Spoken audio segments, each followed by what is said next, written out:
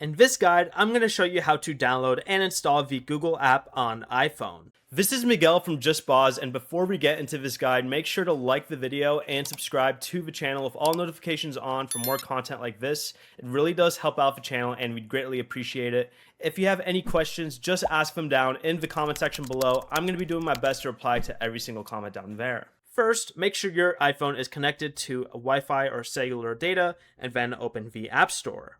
Tap the search bar at the top and type Google. Then you're going to want to find the official Google app at the very top here, and then tap Get to download it. If you've installed the app before, you may see a cloud icon instead. Confirm the download using Face ID, Touch ID, or your Apple ID password if prompted, and once the installation is complete, tap Open or return to your home screen and select the Google app. You can then sign in by tapping your profile icon in the top right corner and start using features such as Google Search and Google Lens. Before you leave, remember to like the video and subscribe to the channel with all notifications on for more content like this. It really does help out the channel and we'd greatly appreciate it. And if you did have any questions, just ask them down in the comment section below. I'm going to be doing my best to reply to every single comment down there. Peace.